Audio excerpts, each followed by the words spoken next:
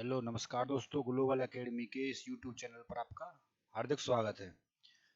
पिछली वाली क्लास में प्राइम मिनिस्टर, प्रधानमंत्री कराया था और आज जो ये क्लास रहेगी ये रहेगी विधेयकों के प्रकार, टाइप्स ऑफ बिल।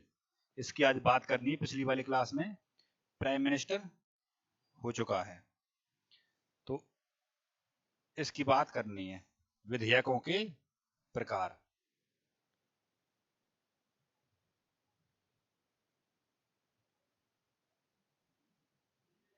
विधेयकों के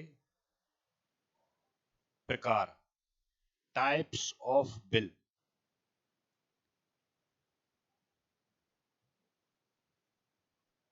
टाइप्स ऑफ बिल। अब सेंटर में कितने बिल होते हैं और राज्य में कितने बिल होते हैं, पहली बात।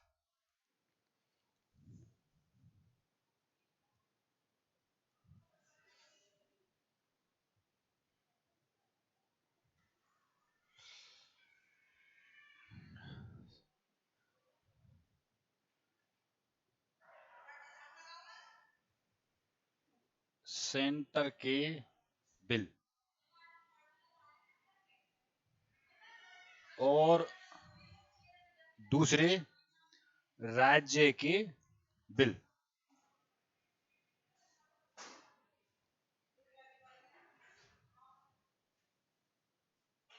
कि सेंटर में कितने बिल यूज होंगे और राज्य में कितने बिल यूज होंगे।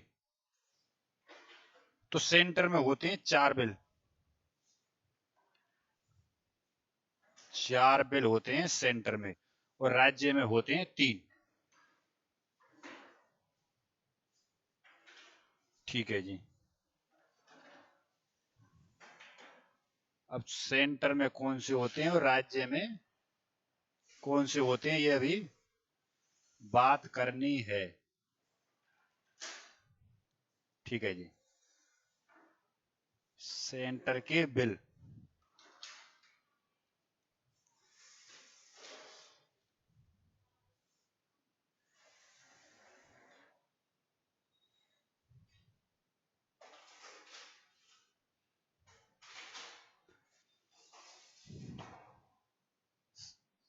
सेंटर में पहला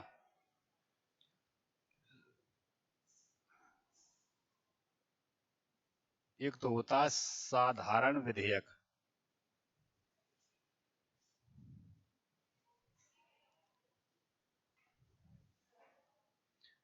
धन विधेयक।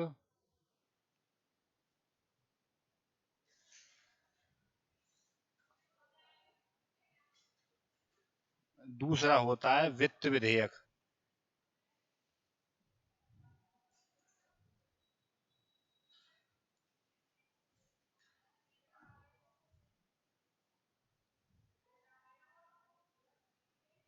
धन विधेयक।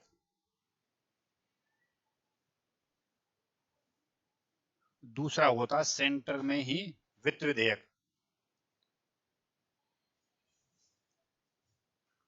वित्त विधेयक।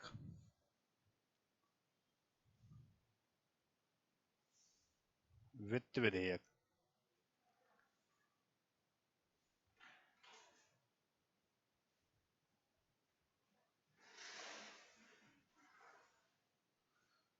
और तीसरा होता है संविधान संशोधन विधेयक सेंटर में।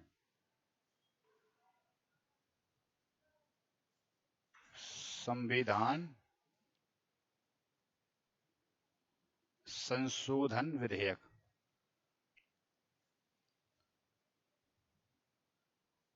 ये तुम्हारा आर्टिकल 368।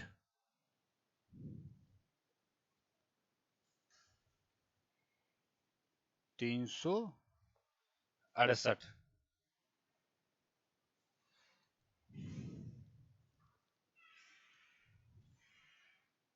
तो ये तो हो जाएंगे तुम्हारे सेंटर में 3। ये होता है आर्टिकल 368। 68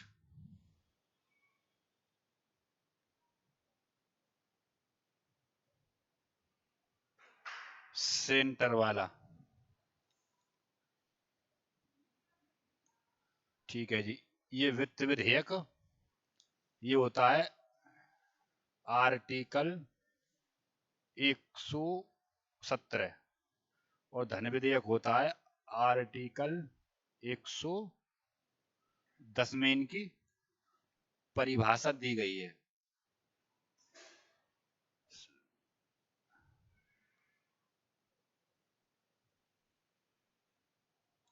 ठीक है जी। ये तो होते हैं सेंटर में 3 बिल,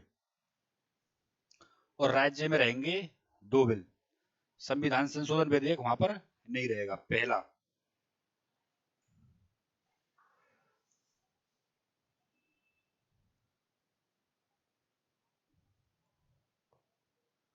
पहला धन विधेयक,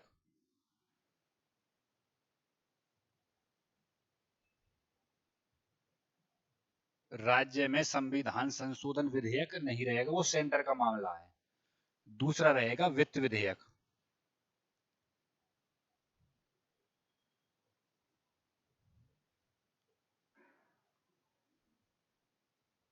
वित्त विधेयक आर्टिकल दोनों के सेम ही रहेंगे। धन विधेयक का 110 रहेगा और वित्त विधेयक का आर्टिकल 117 रहेगा। और संविधान संशोधन विधेयक ये 368 है, दक्षिण अफ्रीका से लिया गया था। सोर्स ऑफ कॉन्स्टिट्यूशन में ये मैंने बता दिया है। तो इधर रहेंगे राज्य में 2, ये आर्टिकल 110 और ये आर्टिकल 117। ठीक है जी।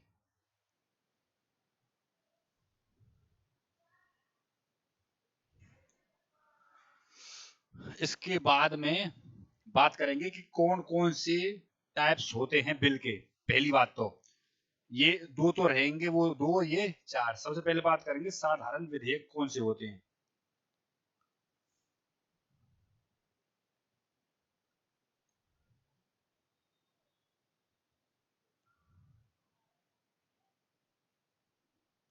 साधारण विधेयक,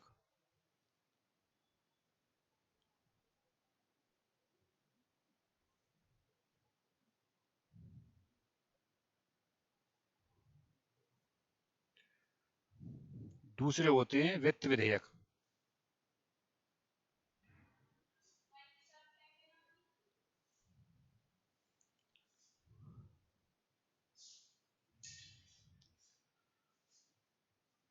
वित्त विधेयक,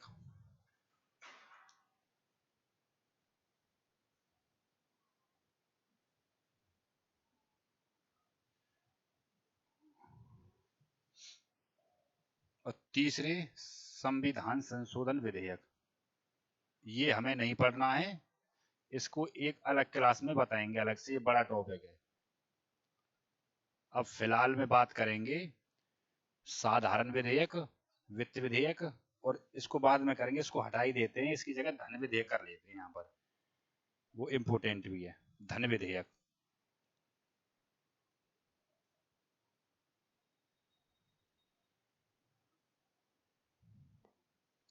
साधारण विधेयक का आर्टिकल रहेगा 107 में।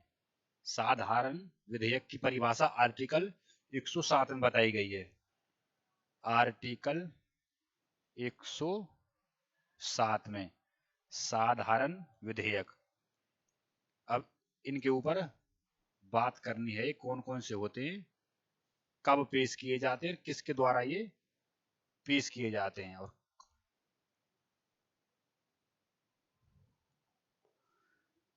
सबसे पहले बात करेंगे वित्त विधेयक के बारे में।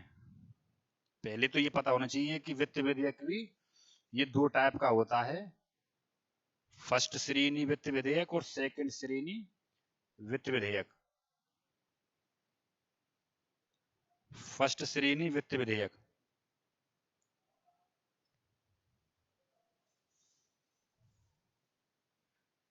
फर्स्ट श्रेणी वित्त विधेयक, और दूसरे होते हैं सेकंड श्रेणी वित्त विधेयक, सेकंड श्रेणी वित्त विधेयक।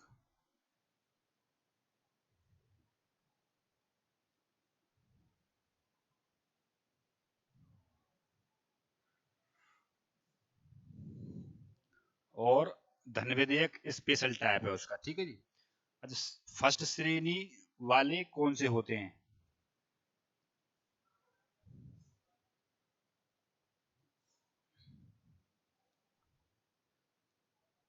इसके डिफरेंस हैं अलग अलग, इनको लिख लेते हैं एक बार। पहले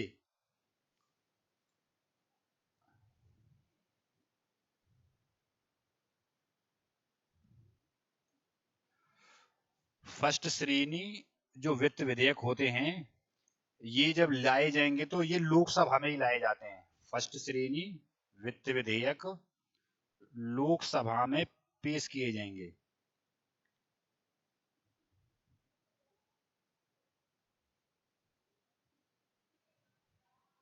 पेश किए जाएंगे।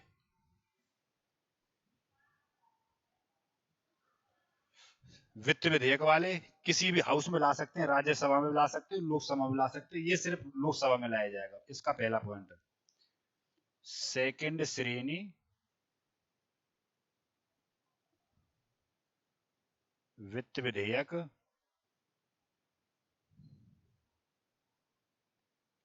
किसी भी सदन में ला सकते हैं।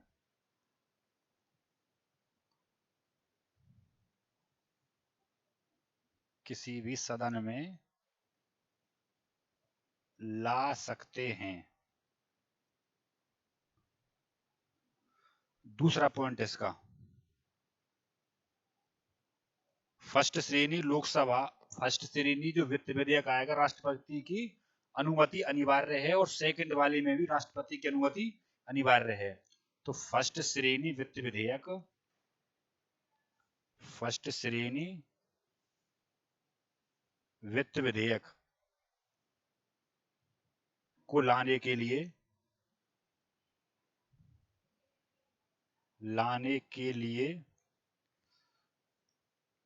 राष्ट्रपति की अनुमति अनिवार्य है।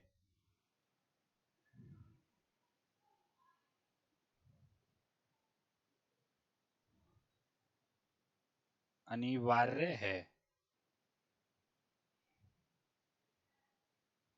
इसका भी सेकंड पॉइंट ही सेम रहेगा, ये भी राष्ट्रपति की अनुमति से लाए जाते हैं, सेम फर्स्ट श्रेणी।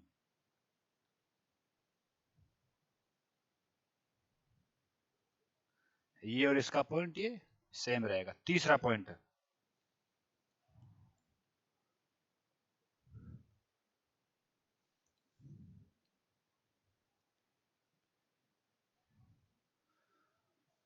फर्स्ट श्रेणी में फर्स्ट श्रेणी के बिल में सरकार प्रॉपर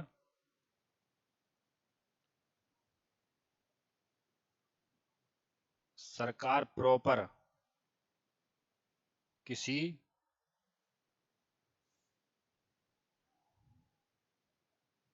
मैटर में टैक्स को बढ़ाने के लिए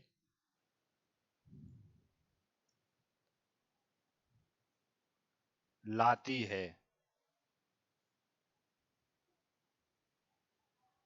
इसमें सरकार ये बता देगी कि एक स्पेशल टॉपिक के ऊपर भाई हमें इस चीज पर टैक्स बढ़ाना है। जैसे सरकार को स्टेनलेस स्टील पर टैक्स बढ़ाना है, तो स्टेनलेस स्टील का स्पेशल नाम लिख करके बिल को लाएगी संसद में, जिस पर स्पेशल अनाउंसमेंट कर दे कि हमें इस चीज पर टैक्स बढ़ाना है, तो वो चले जाएंगे फर्स्ट श्रेणी में।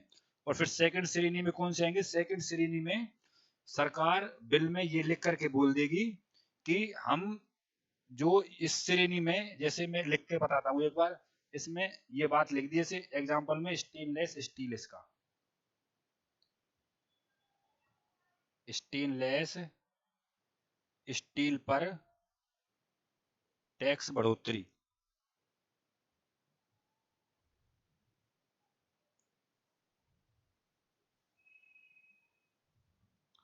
इसमें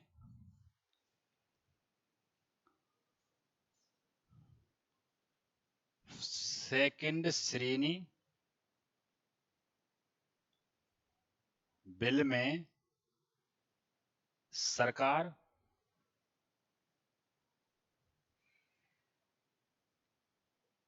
किसी भी मैटर में टैक्स को बढ़ाने के लिए, या तो टैक्स को बढ़ाया जाएगा किसी चीज पर, उसके लिए लाएगी, या फिर टैक्स को घटाया जाएगा, टैक्स को घटाया जाएगा, या फिर टैक्स में या कोई नया टैक्स लगाया जाएगा, कोई नया टैक्स लगाया जाएगा। मान लो सरकार कोई नया टैक्स लेकर के आ रही है, तो फिर नए टैक्स को वो सेकंड श्रेणी में इन्वॉल्व कर देगी, भैया सेकंड श्रेणी का मामला है, कोई नया टैक्स आया है। जैसे जीएसटी में टैक्स को घटा रही है तो सेकंड का हो जाएगा, जीएसटी में टैक्स को बढ़ा रही है तो सेकंड वाला हो जाएगा। वहां पर सरकार किसी एक मुद्दे पर बता दीजिए है कि भाई इसमें में भी हम, जैसे स्टेनलेस स्टील वाला बताया कि इस मुद्दे पर हम टैक्स बढ़ा रहे हैं, तो वहां चला जाएगा। और टैक्स घटाना घटाना बढ़ाना, या कोई नया टैक्स लगाना, या फिर कोई टैक्स हटाना, तो वो चले जाएगा सेकंड श्रेणी वित्त विधेयक में। तो ये होते हैं वित्त विधेयक। अब बात करेंगे धन विधेयक के बारे में।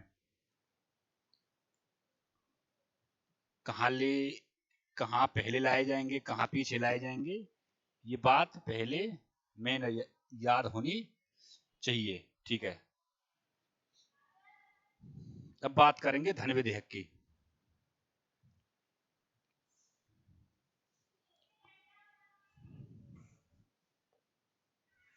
धन विधेयक,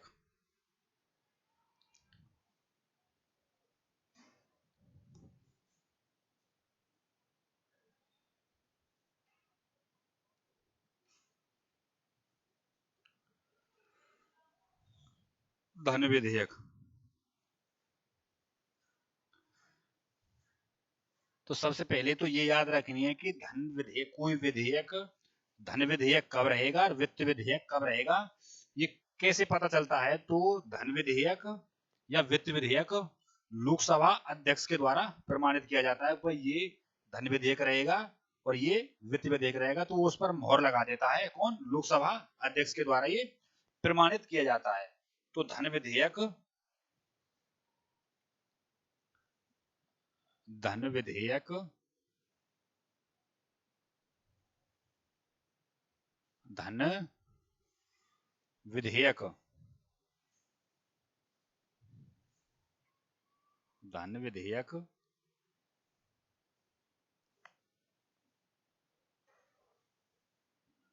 लोकसभा अध्यक्ष के द्वारा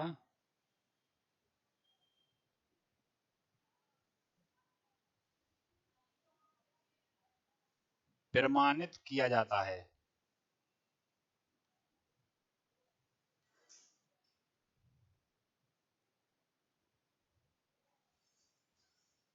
प्रमाणित किया जाता है,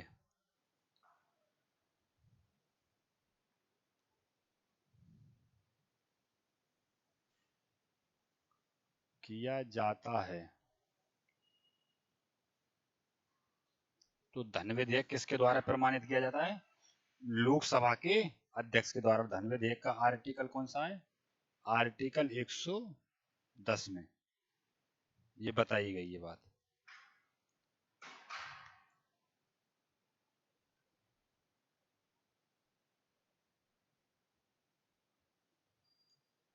ये हो जाएगी तुम्हारी धन विधेयक या वित्त विधेयक को कौन बताता है कि ये धन विधेयक रहेगा, ये वित्त विधेयक रहेगा, तो लोकसभा अध्यक्ष के द्वारा वो प्रमाणित कर दिया जाता है कि भाई ये धन विधेयक है और ये वित्त विधेयक है। ठीक है, इसके बाद में डिफरेंस बिटवीन धन विधेयक एंड वित्त विधेयक, डिफरेंस बिटवीन धन विधेयक एंड वित्त विधेयक।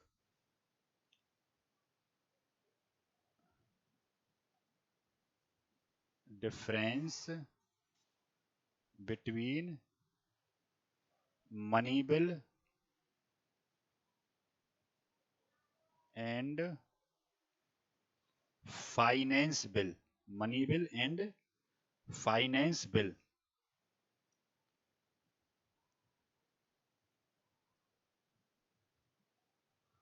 Money bill and finance bill, ये मनी बिल होता है धन विधेयक,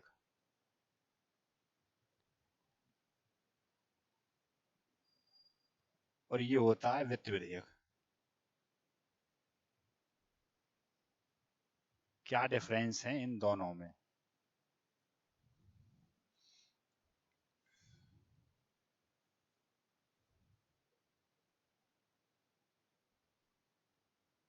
तो डिफरेंस इनके, एक साइड में तो लिख लो मनी बिल और एक साइड में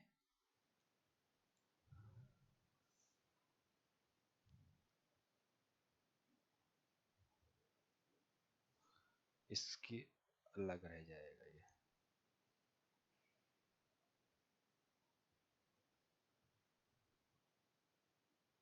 ठीक है,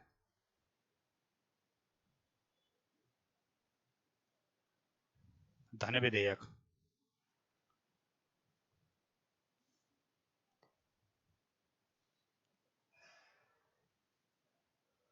धन विधेयक कहाँ लाया जाएगा और वित्त विधेयक कहाँ लाया जाएगा? वित्त विधेयक,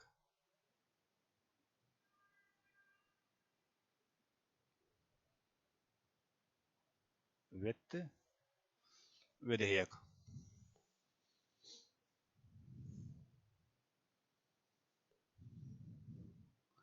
पहला पॉइंट,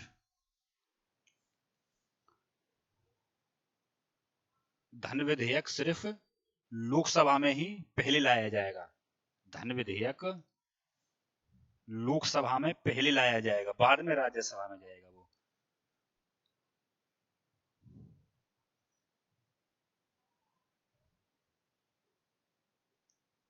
धन विधेयक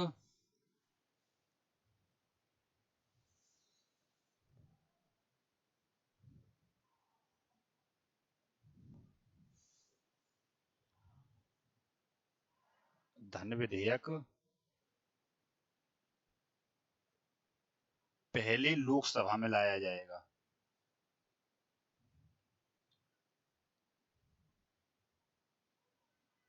पहले लोकसभा में लाया जाएगा।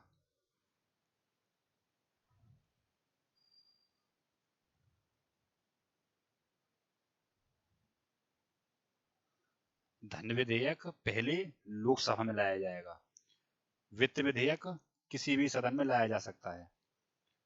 वित्त विधेयक पहले किसी भी सदन में ला सकते हैं,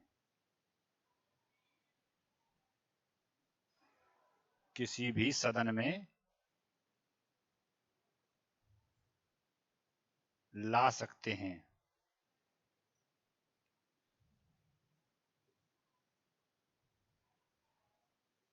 लोकसभा या राज्यसभा, लोकसभा में या राज्यसभा में, तो किसी भी सदन में वित्त विधेयक को पहले ला सकते हैं।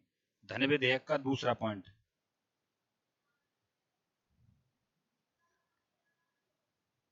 धन विधेयक को धन विधेयक को राज्यसभा सिर्फ 14 दिन रोक सकती है, सिर्फ 14 दिन रोक सकती है। धन विधेयक को राज्यसभा सिर्फ 14 दिन रोक सकती है, जबकि वित्त विधेयक को राज्यसभा कितना भी समय रोक सकती है। जबकि वित्त विधेयक को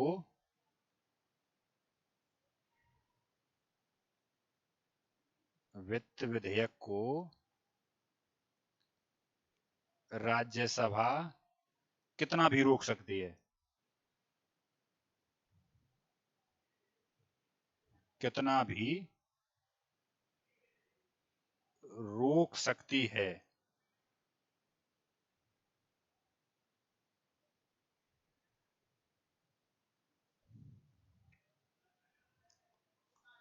तीसरा पॉइंट, इसमें एक पॉइंट एक्स्ट्रा ये बन जाएगा कि जो वित्त विधेयक होता है, वित्त विधेयक में भी जो फर्स्ट श्रेणी वाला है वो लोकसभा में ही लाया जाएगा, सेकंड श्रेणी वाला किसी में भी ला सकते हैं। तो यहाँ पर एक पॉइंट एक्स्ट्रा बढ़ जाएगा, लेकिन ये यहीं पर कवर करा दिया तो इसी काम चल जाएगा।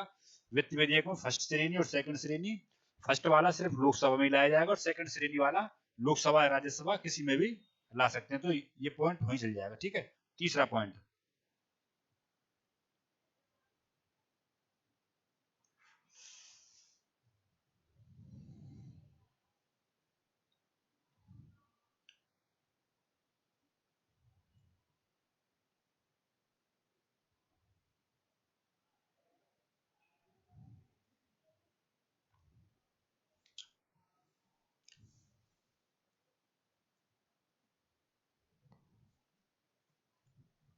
तीसरा पॉइंट,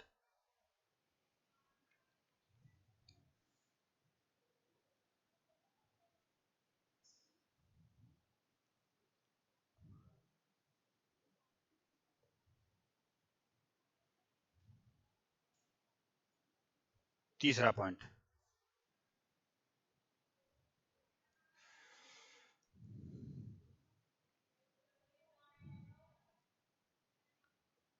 धन विधेयक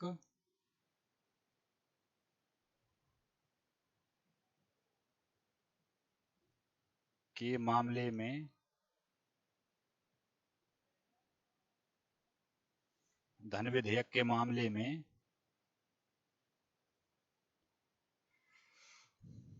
संयुक्त बैठक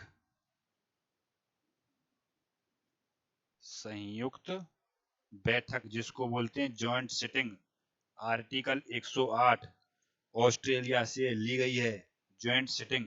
तो धन विधेयक के मामले में संयुक्त बैठक की आवश्यकता नहीं पड़ती है। संयुक्त बैठक की आवश्यकता नहीं पड़ती है। क्यों नहीं पड़ती है भाई? आवश्यकता तो इसलिए नहीं पड़ती है क्योंकि राज्यसभा उसको रोक ही नहीं सकती। अगर राज्यसभा उसको रोकती तो संयुक्त बैठक का प्रावधान भी होता, क्योंकि राज्यसभा तो उसको रोक ही नहीं रही और अधिकतम 14 दिन तक धन विधेयक को रोक सकती है। तो 14 दिन तक राज्यसभा ने धन विधेयक को रोक लिया और 14 दिन से ज्यादा हो जाएंगे तो राज्यसभा से ऑलरेडी पास हुआ माना जाएगा धन विधेयक। तो धन विधेयक के मामले में ज्वाइंट सिटिंग, संयुक्त बैठक की आवश्यकता नहीं पड़ती है। तो धन विधेयक के मामले में संयुक्त बैठक की आवश्यकता नहीं पड़ती है, नहीं पड़ती है। इसका क्या हो जाएगा? वित्त विधेयक के मामले में भाई वित्त विधेयक तो लोकसभा में ला सकते हैं, राज्यसभा में ला सकते हैं, और दूसरी बात इसमें संयुक्त बैठक की आवश्यकता पड़ जाती है क्योंकि वित्त विधेयक को राज्यसभा मन करे इतना रोक सकती है। तो वित्त विधेयक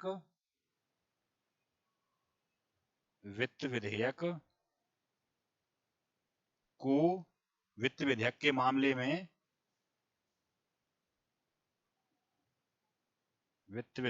मामले में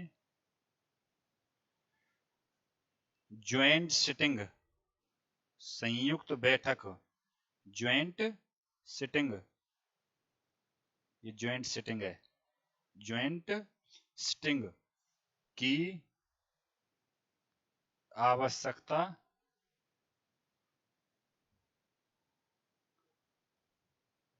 पड़ जाती है।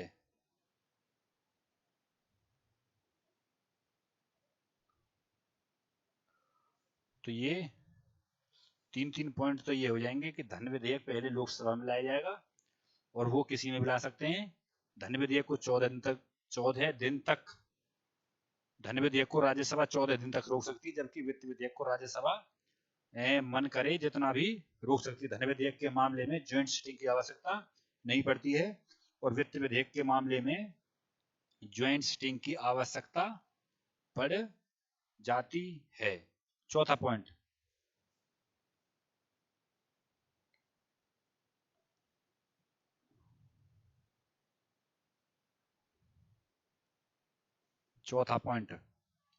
धन विधेयक में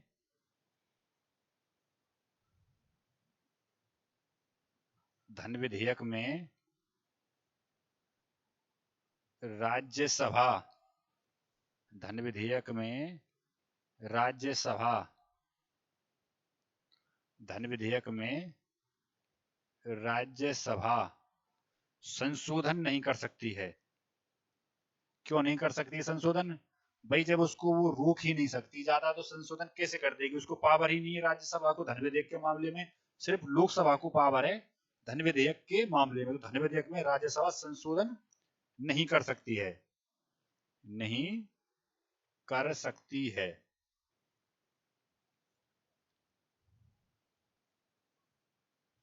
और वित्त विधेयक में राज्यसभा बिल में अमेंडमेंट कर सकती है, उसको सुझाव दे सकती है कि भाई बिल में ये खराबी है, इसको चेंजमेंट किया जाए।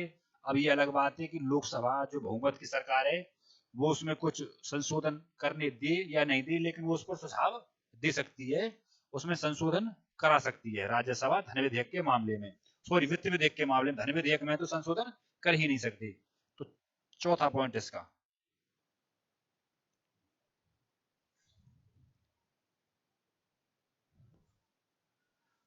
वित्त विधेयक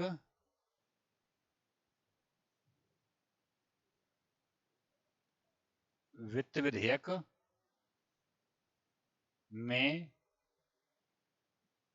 राज्यसभा संशोधन कर सकती है, संशोधन कर सकती है।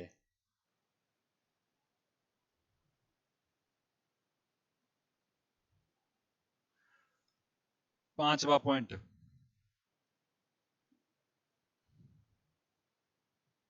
धन विधेयक में लोकसभा व राज्यसभा में आपस में विवाद नहीं होता। क्यों नहीं होता विवाद? भाई विवाद तो इसलिए नहीं होता क्योंकि जॉइंट सिटिंग होगी, आपस में बैठेंगे तो विवाद होगा, और जब जॉइंट सिटिंग ही नहीं बैठेगी तो विवाद नहीं होगा। तो धन विधेयक में लोकसभा और राज्यसभा में विवाद नहीं होता है।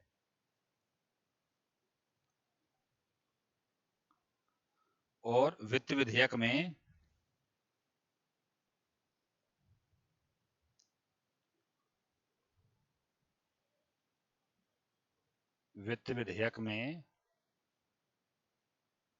लोकसभा व राज्यसभा लोकसभा व राज्यसभा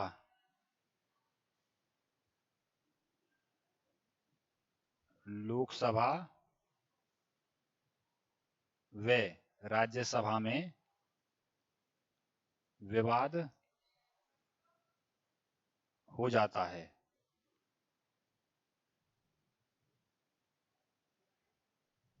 ठीक है, ये हो जाएगा इन दोनों के बीच में डिफरेंस। अब तो पता चल ही गया होगा कि धन विधेयक को कैसे लाया जाता है, वित्त विधेयक को कैसे लाया जाता है, कैसे कैसे इसको सदनों में ला सकते हैं।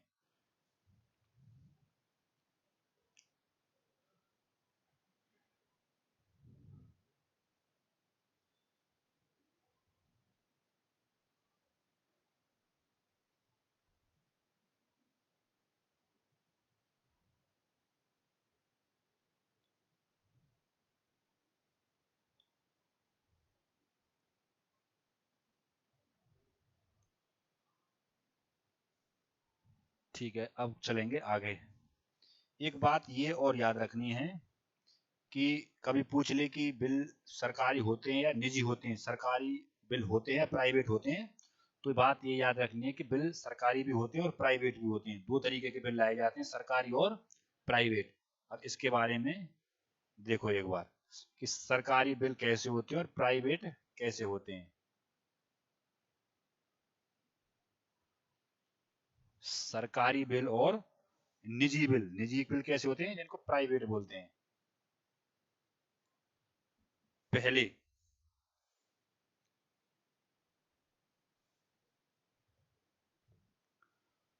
सरकारी बिल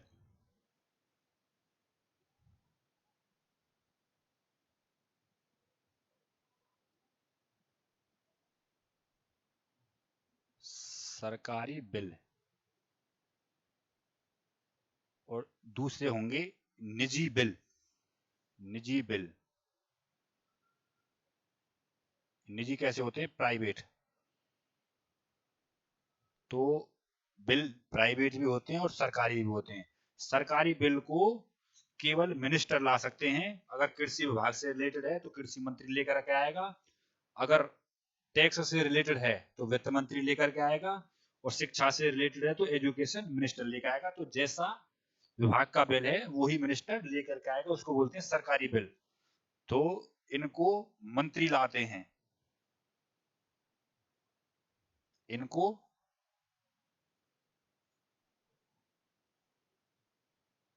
सरकारी मंत्री लाते हैं, मंत्री लाते हैं प्रेसिडेंट की अनुमति लेकर।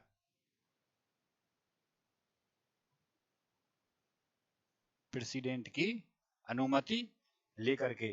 तो ये हो जाएंगे तुम्हारे सरकारी बिल। और निजी बिल कौन से होते हैं, इनको लाते हैं अपोजिशन वाले, इनको विपक्ष वाले लाते हैं, विपक्ष वाले लाते हैं।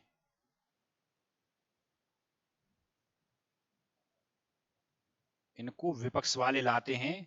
1 महीने पहले राष्ट्रपति से अनुमति लेनी पड़ती है, और यहाँ राष्ट्रपति से जो अनुमति लेनी पड़ती है वो 7 दिन है, सरकारी बिल में 7 दिन है। और यहाँ राष्ट्रपति से अनुमति के लिए 1 महीने पहले विपक्ष वाले लाते हैं, प्रेसिडेंट से 1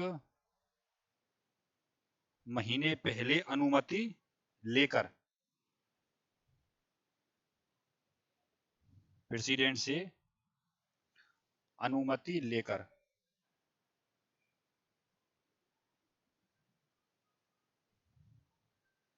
प्रेसिडेंट से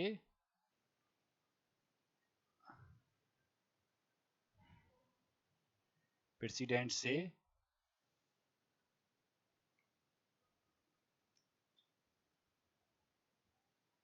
1 महीने, 1 मंथ पहले अनुमति।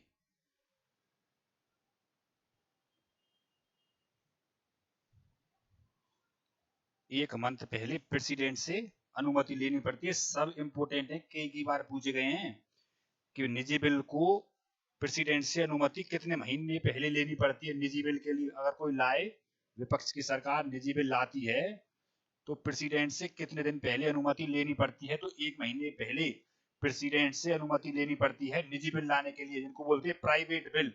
और सरकारी बिल लाने के लिए मिनिस्टर जो होते हैं, मंत्री, उनको 7 दिन पहले, उनको 7 दिन पहले अनुमति लेनी पड़ती है। तो वहां अनुमति 1 महीने पहले, यहाँ 7 दिन पहले। ठीक है। वो जो निजी बिल लाया जाता है, निजी बिल की याद रखना खास बात यह है कि यह प्रत्येक शुक्रवार को लाया जाता है, यानी कि अल्टरनेट शुक्रवार को लाया जाएगा। तो इसमें लिख लेना, निजी बिल, निजी बिल अल्टरनेट शुक्रवार को लाया जाता है, एक सब, यानी कि एक शुक्रवार छोड़कर एक शुक्रवार को।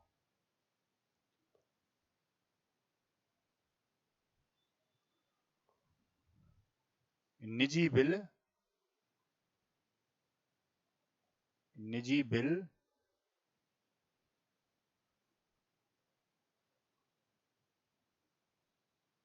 अल्टरनेट शुक्रवार को लाया जाता है। शुक्रवार को लाया जाता है। तो ये अल्टरनेट शुक्रवार को लाया जाता है और इसको मंत्री जब चाहे, अगर कार्यवाही चल रही है लोकसभा की या राज्यसभा की, तो इसको मन करे जब ला सकता है। प्रेसिडेंट की 7 दिन पहले अनुमति, वहां 1 महीने पहले अनुमति, प्रेसिडेंट की अनुमति यहाँ भी है, प्रेसिडेंट की अनुमति वहां भी है। इसको मन करे कभी भी ला सकते हैं और उसको अल्टरनेट शुक्रवार को लाया जाएगा, निजी बिल। ठीक है जी। अब इसके बाद में ज्वाइंट सिटिंग की बात करेंगे कि ज्वाइंट सिटिंग क्या होती है और कैसे होती है। तो ज्वाइंट सिटिंग क्या होती है, कब हुई थी ये पहली बार, या दूसरी बार कब हुई, तीसरी बार कब हुई थी, और ज्वाइंट सिटिंग कैसी समिति है। ठीक है, इसके बारे में सबसे पहले संयुक्त समिति, संयुक्त समिति दिख जाएगी, हाँ भी ठीक ठाक दिख जाएगी। संयुक्त समिति, थोड़े से पेन मोटो कर लें। संयुक्त समिति, ज्वाइंट सिटिंग खूब पूछी गई है कि ज्वाइंट सिटिंग अभी तक कब कब हुई है और कितनी बार हुई है और कौन कौन से बिल के ऊपर ज्वाइंट सिटिंग हुई है। तो सबसे पहले संयुक्त समिति, संसद की सबसे बड़ी समिति, संसद की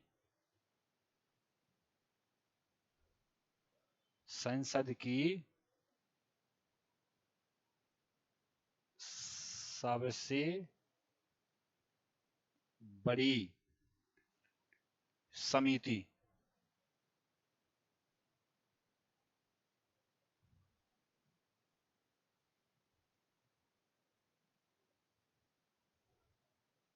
तो ये है संयुक्त समिति।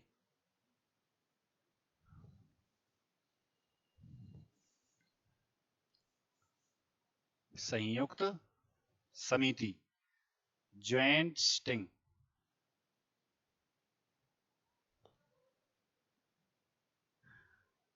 Joint sitting. बोर्ड बहुत लेट काम कर रहा है, क्या हो गया इसमें हैं?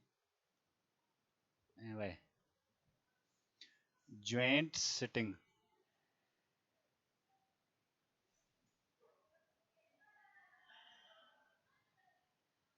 ज्वाइंट सिटिंग तो सबसे बड़ी समिति है संयुक्त समिति।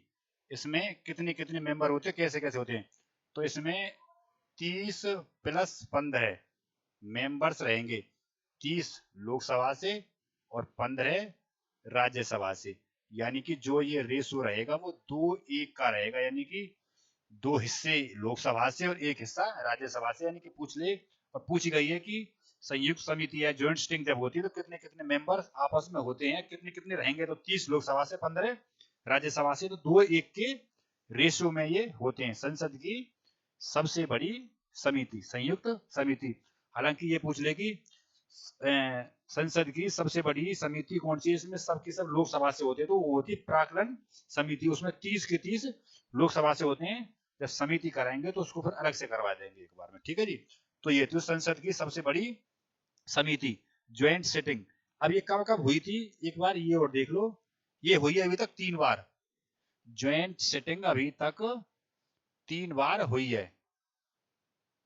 और किस किस बिल के ऊपर अभी तक ये हुई है, इधर बताएंगे।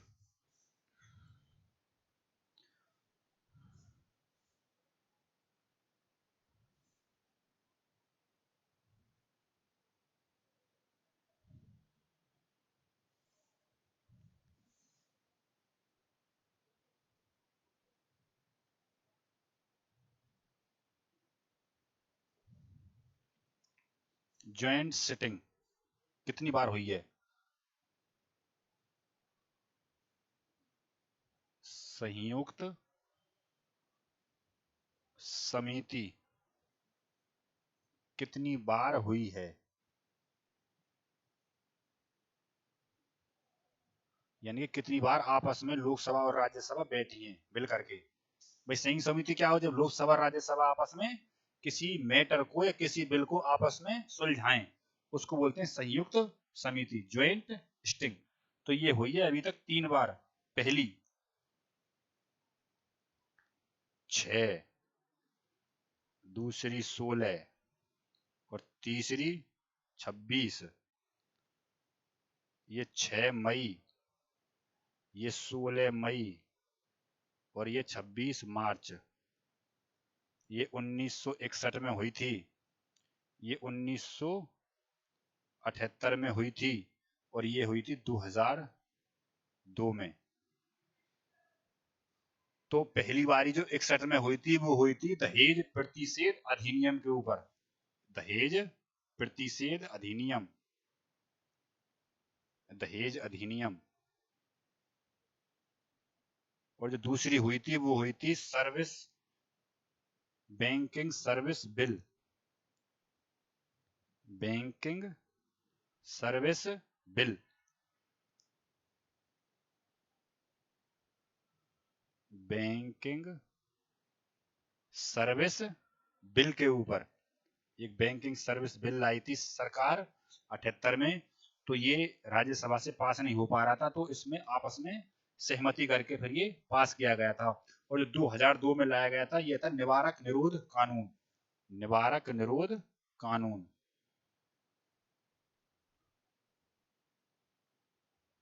निवारक निरोध कानून।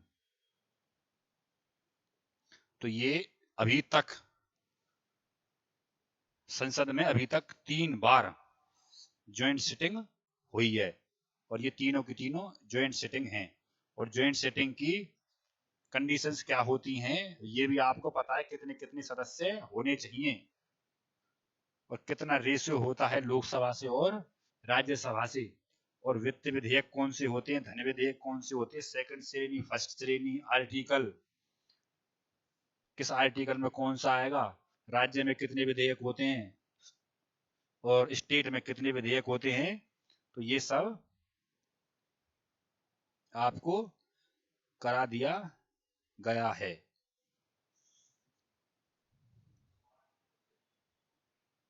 ज्वाइंट सिटिंग 108 आर्टिकल में है, ऑस्ट्रेलिया से ज्वाइंट सिटिंग ली गई है।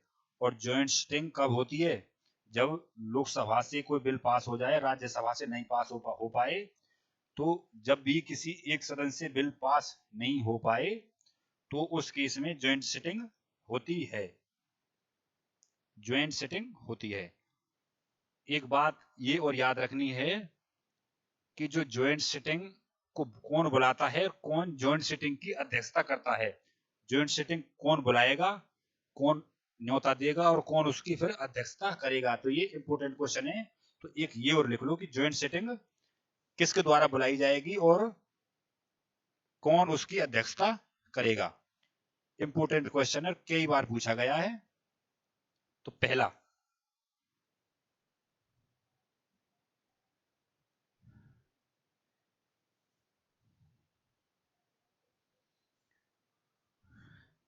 संयुक्त बैठक को कौन बुलाता है, नोट 1। तो संयुक्त बैठक को, संयुक्त बैठक को राष्ट्रपति बुलाता है, राष्ट्रपति बुलाता है। दूसरी बात, नोट, संयुक्त बैठक की अध्यक्षता,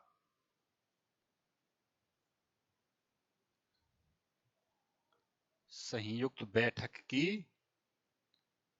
अध्यक्षता लोकसभा अध्यक्ष करता है। कौन करता है, लोकसभा अध्यक्ष, लोकसभा अध्यक्ष करता है। और एक बार क्वेश्चन ऐसे पूछा गया था कि जब ज्वाइंट सिटिंग की बैठक हो रही हो और लोकसभा अध्यक्ष उपस्थित ना हो पाए किसी कारणवश, तो फिर कौन अध्यक्षता करेगा? तो उस केस में अगर लोकसभा अध्यक्ष अध्यक्षता नहीं कर पा रहा है तो लोकसभा उपाध्यक्ष करेगा। और कोई ऐसा कारण हो जाए कि लोकसभा उपाध्यक्ष भी उस टाइम पर मौजूद नहीं है या नहीं हो पाए किसी कारणवश, तो कौन करेगा? तो उस केस में करेगा राज्यसभा का उपसभापति। राज्यसभा का सभापति यानी कि जो कौन होता है राज्यसभा का सभापति? Vice president. तो वाइस प्रेसिडेंट अध्यक्षता नहीं करेगा। क्यों? क्योंकि वाइस प्रेसिडेंट केवल केवल राज्यसभा की अध्यक्षता के लिए बुलाया जाता है, वो संसद का सदस्य नहीं होता है, वो राज्यसभा का सदस्य नहीं होता है। और राज्यसभा का सदस्य उपराष्ट्रपति नहीं है तो उसको फिर ज्वाइंट सिटिंग की अध्यक्षता के लिए नहीं बुलाया जाएगा। तो पहली प्रेफरेंस किसकी है? लोकसभा अध्यक्ष की। और लोकसभा अध्यक्ष अगर एब्सेंट है तो उपाध्यक्ष करेगा। तो पहली प्रेफरेंस अध्यक्षता की पहली प्रेफरेंस रहेगी अध्यक्ष की। लोकसभा अध्यक्ष पहली प्रेफरेंस किसकी है? अध्यक्षता की लोकसभा अध्यक्ष की।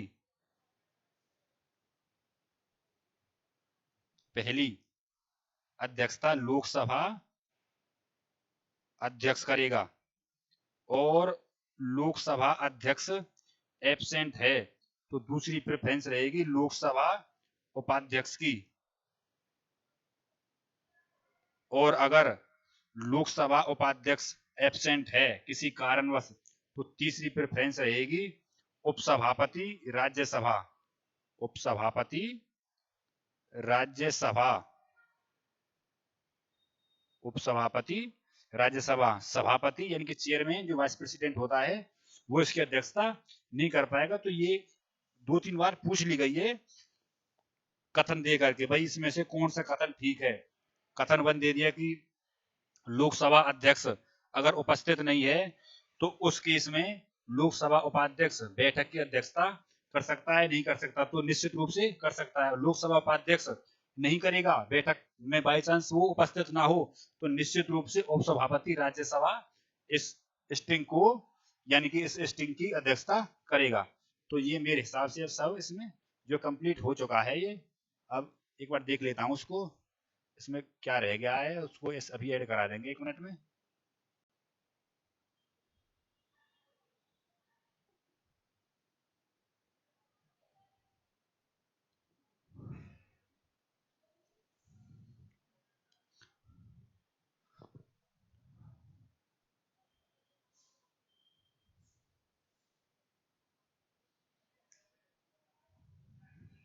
हम्म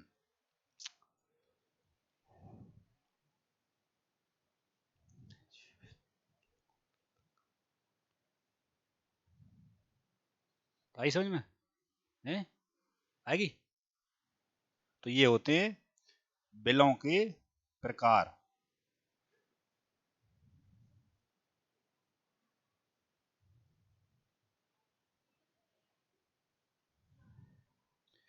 देखो आर्टिकल 107 में साधारण विधेयक आ जाता है। अगर 106 आर्टिकल की मैं बात करूं, 106 में एक तो सदस्य कौन कौन से? लोकसभा के, राज्यसभा के, लोकसभा के तुम्हारे वो अध्यक्ष उपाध्यक्ष। मैं लिख देता हूं एक बार ही आर्टिकल 106।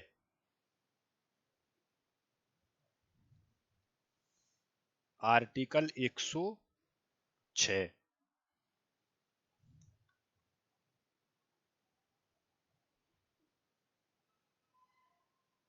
आर्टिकल 106। तो इसमें संसद के सदस्यों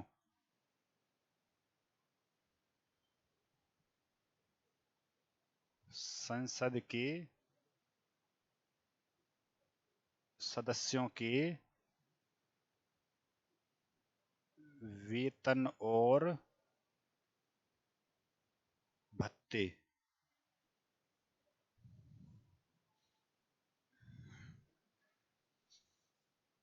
तो 106 में क्या आ जाएंगे?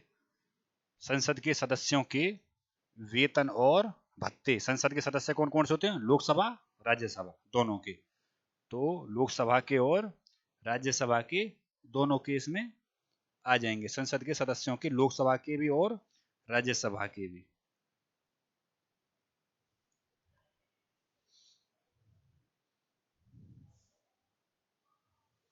इसके बाद में जो ये कंप्लीट है तुम्हारा विधेयकों के प्रकार।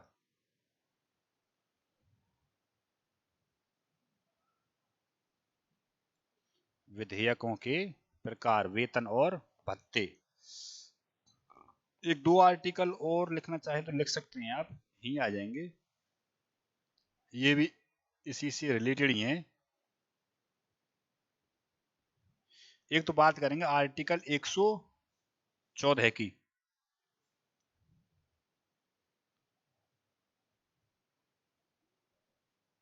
आर्टिकल 114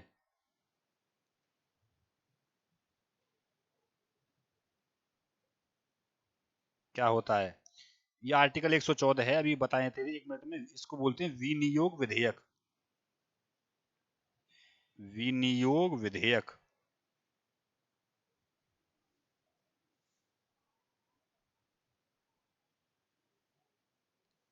विनियोग विधेयक होता है, इसमें जो सरकार होती है, जो सरकार प्रेजेंट में बहुमत में चल रही हो, जिसकी सरकार चल रही हो, तो वो लाती है विनियोग विधेयक। इसमें होता है कि सरकार किसी योजना पर पैसे बताती है कि भाई इस योजना में इतना पैसा खर्च होगा। किसी प्रॉपर योजना में सरकार बताएगी कि भाई मान लो इसमें 100 करोड़ रुपए खर्च हो रहे हैं, 200 करोड़ रुपए खर्च हो रहे हैं, तो विनियोग विधेयक के माध्यम से ये बताएगी कि इस योजना में इतने पैसे खर्च होने हैं।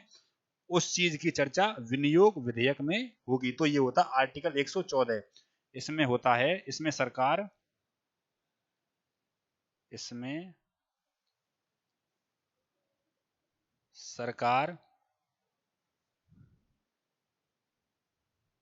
पैसे निकालने के लिए लाती है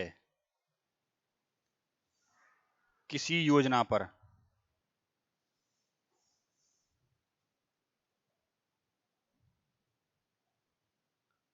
किसी योजना पर विनियोग विधेयक।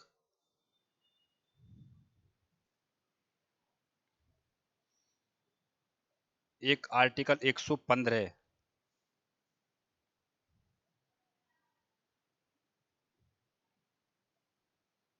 आर्टिकल 115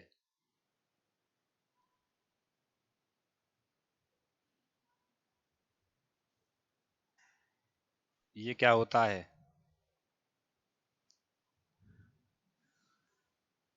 ये आर्टिकल 114 से ही संबंधित है भाई। इसमें तो सरकार बता देगी कि मुझे पैसे निकालने, हमको इस योजना पर इतने पैसे खर्च होने, मान ले बता दिए उसने 100 करोड़ 200 करोड़ रुपए, तो बिल्कुल आएगी विनियोग विधेयक उसको पैसे को निकालने के लिए। अब मान लो उस योजना पर 100 करोड़ रुपए का पहले विधेयक लाए थे, 100 करोड़ रुपए पड़ गए कम, और फिर दोबारा पैसे लगाने हैं उस योजना के ऊपर, तो फिर सरकार दोबारा से बिल लेकर के आएगी भाई पैसे कम पड़ गए, दोबारा पैसे निकालने के लिए। तो उसको बोलते हैं लेखानुदान प्रत्यानुदान। लेखानुदान प्रत्यानुदान विधेयक, इसको बोलते हैं लेखानुदान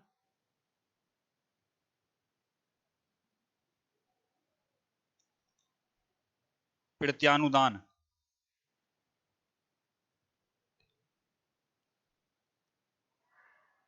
अधिकानुदान। खूब पूछा गया है यह आर्टिकल, कई बार पूछा गया है कि लेखानुदान, प्रत्यानुदान और अधिकानुदान आर्टिकल कौन सा आर्टिकल है और ये क्या होता है। तो जब सरकार उस बिल या सरकार जो योजना लेकर के आई थी उस पर पैसे कम पड़ गए हैं, तो पैसे के दोबारा लाने के लिए उस योजना पर फिर दोबारा से विधेयक लाएगी। और वो विधेयक क्या होगा फिर? लेखानुदान प्रत्यानुदान और अधिकानुदान, और पहली बार में लाएगी उसको बोलते हैं विनियोग विधेयक। तो 114 115। अब एक और बात करेंगे आर्टिकल 120 की। आर्टिकल 120। आर्टिकल 120 होता है कि संसद में कैसी भाषा यूज की जाएगी बोलने के लिए। तो संसद में बोली जाने वाली भाषा, संसद में बोली जाने वाली भाषा, संसद में, संसद में बोली जाने वाली भाषा।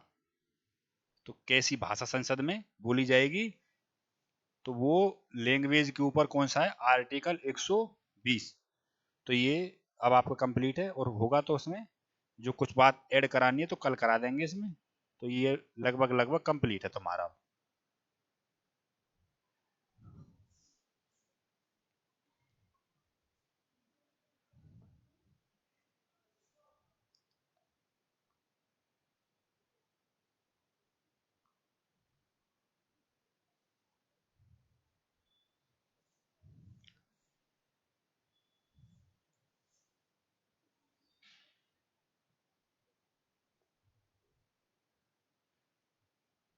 ठीक है, तो इसके बाद में अब कल करेंगे क्लास।